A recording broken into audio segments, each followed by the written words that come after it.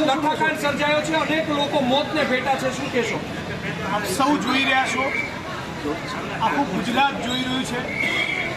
છેલ્લા 1 વર્ષથી ગાંધી અને સરદારના આપણા આ ગુજરાતમાં ચરસ, ગાંજો, ડ્રગ્સ અને દારૂની વિરુદ્ધમાં હું અને કોંગ્રેસ પાર્ટી સતત રાત દિવસ લખી રહ્યા છીએ, લડી રહ્યા છીએ, બોલી રહ્યા છીએ.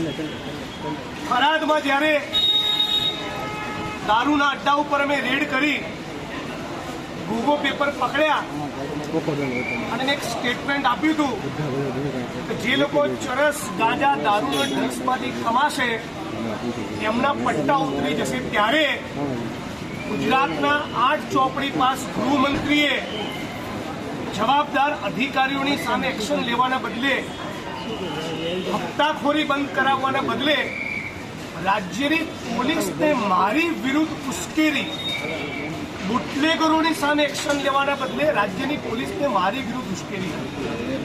આજે એનું જ પરિણામ છે કે ભાવનગરમાં એક આંકડા મુજબ 9 અને બીજા આંકડા મુજબ 11 લોકો આ લઠ્ઠાકાંડનો ભોગ બન્યા છે.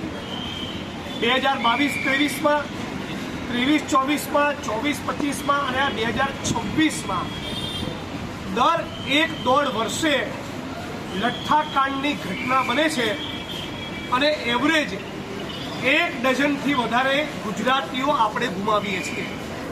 આના માટે રાજ્યના ગૃહમંત્રી જવાબદાર છે.